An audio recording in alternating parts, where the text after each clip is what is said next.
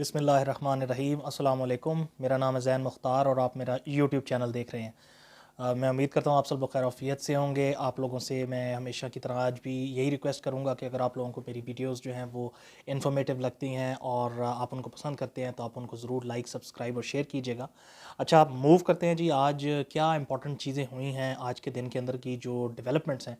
सबसे पहली तो चीज़ ये हो गई कि ख़ान साहब ने जो फरमान जारी किया था 26 नवंबर को कि खैबर पख्तूनख्वा और पंजाब की असम्बलियों को तहलील किया जाएगा और बाकी हर जगह से इस्तीफ़े दे दिए जाएंगे, उसके अंदर रोज़ाना की बेसिस के ऊपर कोई ना कोई डेवलपमेंट होती है।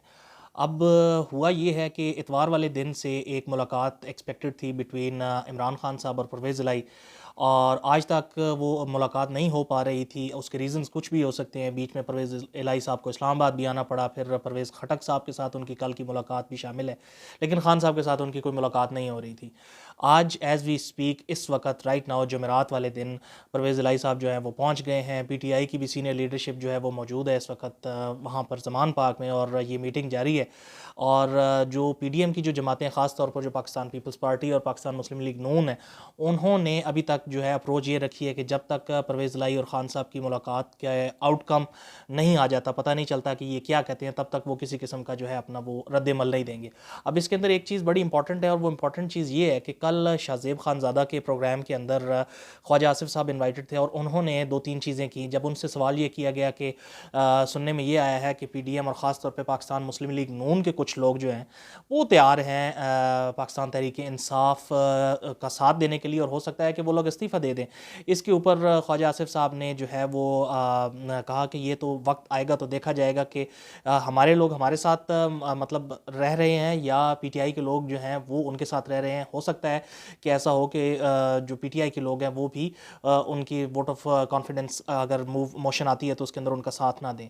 अब इसके साथ ही एक और चीज़ जो है, क्योंकि आपको पता है 7 बजे से लेकर 10-11 बजे तक का जो प्राइम टाइम है उसके अंदर पाकिस्तान में जो मेन स्ट्रीम मीडिया है उसके ऊपर पाकिस्तान की सारी पॉलिटिकल पार्टीज़ जो हैं उनके रिप्रेजेंटेटिव्स जाते हैं और अपना नैरेटिव बयान। तो कल एक और प्रोग्राम जो कामरान शाहिद साहब का है उसके अंदर मुर्तज़ा सोलंकी साहब थे और सदाकत अब्बासी साहब थे और भी पैनलिस्ट थे। तो उसमें मुर्तज़ा सोलंकी साहब ने एक ख़बर ब्रेक की। अब इस खबर को ज़ाहिर सी बात है कि ऐसी चीज़ें जो होती हैं इनकी जो जो वेरिफिकेशन होती है वो इस तरीके से की तो नहीं जा सकती, लेकिन सोलंकी साहब का ये कहना है कि कल जो मुलाकात हुई है, यस्टरडे में जो मुलाकात हुई है पाकिस्तान के वज़ीर-ए-आज़म की और पाकिस्तान के सदर की, हमारे नए आर्मी चीफ़ के साथ, तो जो सदर साहब वाली मुलाकात है उसके बारे में उन्होंने ये क्लेम किया कि जब आर्मी चीफ़ वहाँ पे गए तो सदर साहब ने कोशिश की कि इमरान खान साहब की बात करवाई जाए नए आर्मी चीफ़ साहब के साथ। तो अपेरेंटली आर्मी चीफ़ जो हैं उन्होंने इस बात को डिक्लाइन किया। शायद ये कोशिश थी आरिफ अलवी साहब की तरफ से कि ज़रा थोड़ी सी ये जो है सरदमहरी दूर हो और जो ताल्लुकात जो जिस नहज पे पहुँचे हैं इससे ज़रा थोड़ा सा पीछे हैं। अब देखना ये है कि इसके अंदर जो आरिफ अलवी साहब है, मैं उनकी इस बात को बड़ा कमेंट करता हूँ, कमेंडेबल बात है उनकी कि वो कोशिश अपनी पूरी करते हैं हर तरह से। और उन्होंने पाकिस्तान का प्रेसिडेंट तो चलें वो डिबेटेबल बात है। एक तो ये कि हमारे मुल्क का जो प्रेसिडेंट होता है वो होता तो बिल्कुल सेरेमोनियल ही है, लेकिन उन्होंने पीटीआई का जो प्रेसिडेंट होकर जो हक अदा किया है उसमें कोई शक वाली बात नहीं है। बिल्कुल उन्होंने पूरी तरीके से मेहनत की है और उसमें उनके पूरे मार्क्स हैं। बहरहाल एक तो ये बात क्लेम हुई। तीसरी एक चीज़ जी, कल बड़ा एक हार्ड किस्म का इंटरव्यू था। मतलब हार्ड इस वजह से था कि ये चीज़ें जो होती हैं ये आजकल जो कुछ है ये सब कुछ मीडिया ऑप्टिक्स का ही होता है। जो दिखाना चाह रहे होते हैं, आप लोगों के जहन में बात डालना चाह रहे होते हैं, ये चीज़ मैटर करती है। अब हुआ ये है कि कल असद उमर साहब जो हैं बहुत ही सीनियर मेंबर हैं पाकिस्तान तहरीक इंसाफ के, तो उनका इंटरव्यू कंडक्ट किया खावर घुमन साहब और चौधरी गुलाम हुसैन साहब ने एयर वाई के ऊपर। तो बड़ा मतलब है कि प्रो, आपको पता है प्रो पीटीआई चैनल है और भी बड़ी चीज़ों का प्रो रहा है, लेकिन आजकल उसकी जो पॉलिसी है वो आप लोगों के सामने है। तो बहरहाल उस इंटरव्यू के अंदर कुछ चीज़ें जो हैं वो पूछी खावर घुमन साहब ने और चौधरी साहब ने असद उमर साहब से। तो असद उमर साहब ने उन चीज़ों के जो जवाब दिए वो मैं आपके सामने उनका एक समराइज्ड फॉर्म दे देता हूँ। अब वो समराइज्ड फॉर्म ये है कि सबसे पहली बात तो ये कि एक्सटेंशन के बारे में उनसे क्वेश्चन किया गया, तो एक्सटेंशन के बारे में उन्होंने कहा जी कि बुरी होती है, उसके नुकसानात होते हैं, इदारे की साख को नुकसान पहुँचता है, बहुत सारी ऐसी चीज़ें, लेकिन वो इस बात पे नहीं आए कि ये एक्सटेंशन जो है वो खुद उन्होंने क्यों दी थी, यानी उनकी गवर्नमेंट ने क्यों दी थी। और जिस तरह फवाद चौधरी साहब ने पिछले दिनों एक टेलीविज़न प्रोग्राम में कहा था कि जी ये एक्सटेंशन या इस तरह के जितने भी मामला तैनातियाँ वगैरह होती हैं, ये सिर्फ नाम होता है कि जो डेमोक्रेटिक गवर्नमेंट है, जो गवर्नमेंट ऑफ द डे है, जो एग्जीक्यूटिव है वो फैसला करे, लेकिन ये लोग तो खुद से फैसला करवाते हैं। वो इस्टेब्लिशमेंट का हवाला दे रहे थे। अब एक तरफ वो इस्टेब्लिशमेंट का हवाला देते हैं पीटीआई वाले यूं, और दूसरी तरफ वो कहते हैं, बल्कि इनफैक्ट खान साहब खुद कहते हैं कि मैंने जो भी फैसले किए हैं, जो कुछ भी मैं कर रहा था वो मैं खुद से कर रहा था। अब बंदा कौन सी बात के ऊपर यकीन करे। फिर उसके बाद इन लोगों की जो क्लेम्स हैं, देखिए अभी कल जो खान साहब ने मुबारकबाद दी है आर्मी चीफ़ को और chairman joint chiefs of staff को, देखें सबसे पहली बात तो ये है कि कभी कभी होता है कि आप डैमेज कंट्रोल के लिए जो चीज़ें करना चाह रहे होते हैं उनका टाइमली होना भी बड़ा ज़रूरी होता है। ठीक है, जो ग्रीवियंसेस होंगी सारा कुछ होगा, आपने जो कुछ किया, लेकिन जो कायद का फरमान आपने उसके साथ एक वो जो पिक्चर अटैच की, बड़ी अच्छी बात होती है कि आपकी जो एफर्ट्स हैं और आपकी जो सियासत है वो प्रो डेमोक्रेटिक होती है और आपकी अप्रोच भी प्रो डेमोक्रेटिक होती है। क्योंकि जो ट्रू डेमोक्रेट्स होते हैं, चाहे वो उनकी मिसाल आप कहीं भी उठा के देख लें, तो वो फिर अपने प्रिंसिपल्स के ऊपर चलते हैं। आपके क्या प्रिंसिपल हैं? आप आज से एक हफ़्ता पहले 26 नवंबर को इलेक्शन मांग रहे थे, और 26 नवंबर से पहले जो मुलाकातें कर रहे थे उसमें भी आप इलेक्शन मांग रहे थे, तो वो किससे मांग रहे थे?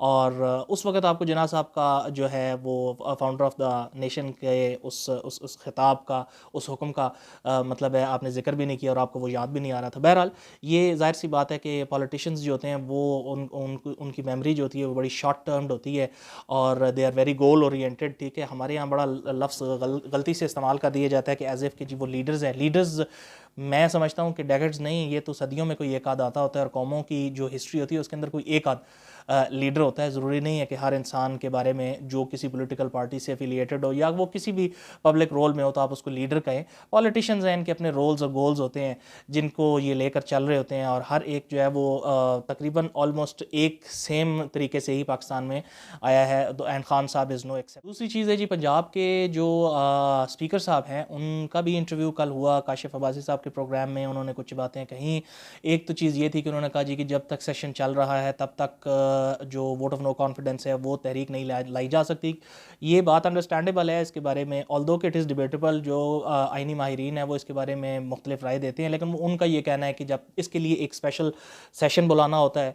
अच्छा, फिर दूसरी बात उन्होंने ये कही कि जो चीफ़ मिनिस्टर होते हैं अगर वो एडवाइस कर दें गवर्नर को कि असेंबलीज़ को डिज़ोल्व कर दिया जाए तो 48 आवर्स का टाइम होता है, 48 घंटे का। इसका जिक्र मैं अपने पिछले व्लॉग्स में कर चुका हूँ कि 48 घंटे का टाइम होता है गवर्नर साहब को उसके ऊपर अमल करने के लिए, और अगर वो ना करे तो 48 घंटे के बाद दी असेंबलीज़ स्टैंड डिज़ोल्व। अच्छा, एक तो ये चीज़ उन्होंने कह दी, लेकिन अब इसके अंदर सबसे बड़ी बात ये है कि ये उन्होंने साथ ही ये भी कहा कि हम इस इजलास को जब तक चाहें हम इसको एक्सटेंड कर सकते हैं, चला सकते हैं। वो चलाना क्यों है? चलाना सिर्फ और सिर्फ एक वजह से है कि जो कोड ऑफ कंडक्ट और बिहेवियर की बेस के ऊपर तकरीबन 20 के करीब जो एमपीएस हैं पाकिस्तान मुस्लिम लीग नून के, उनको सस्पेंड किया हुआ है।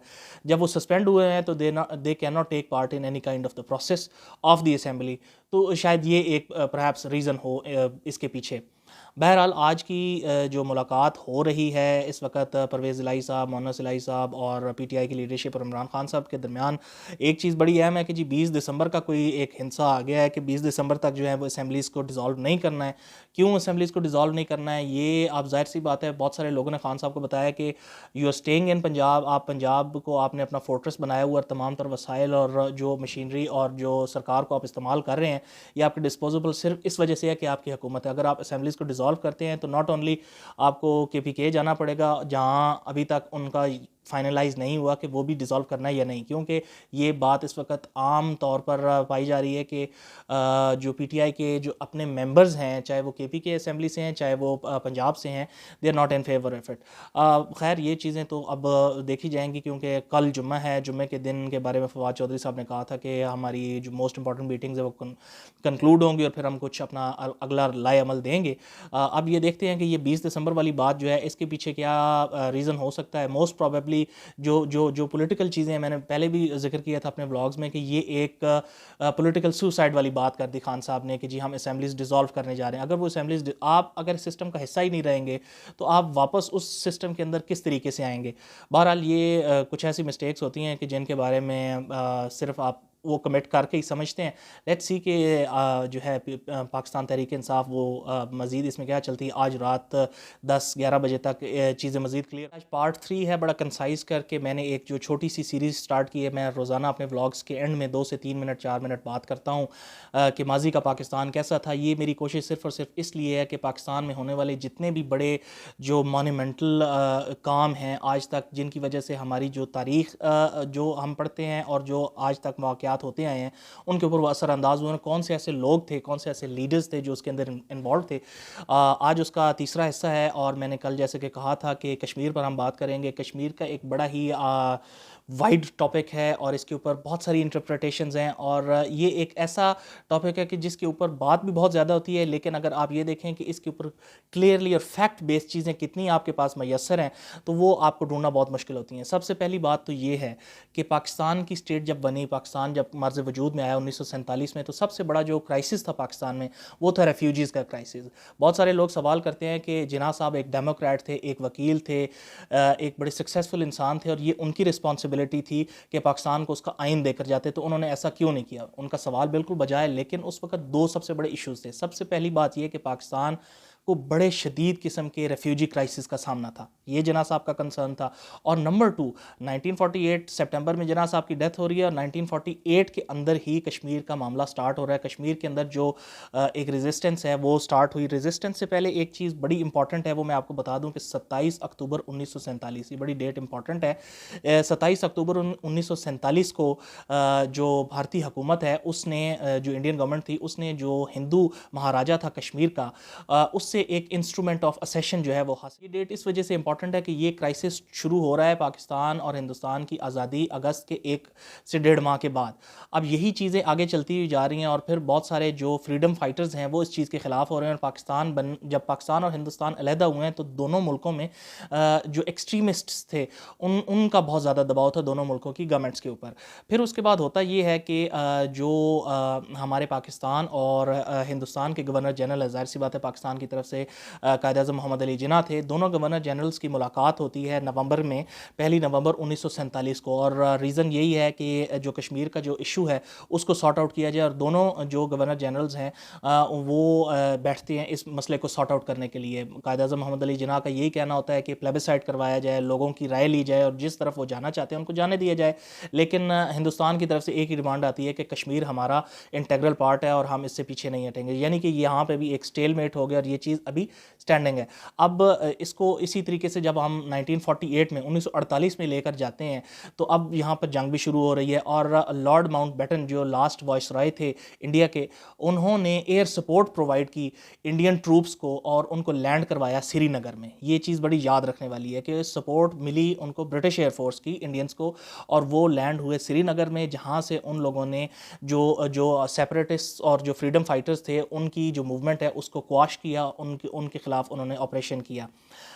इसी दौरान सितंबर 1948 के अंदर कायद-ए-आज़म मोहम्मद अली जिन्ना जो है उनका इंतकाल हो जाता है, जिसकी वजह से ये इशू जो है ना सिर्फ ये लिंगर ऑन करता है बल्कि इसकी कॉम्प्लेक्सिटीज़ में इजाफा भी हो जाता है।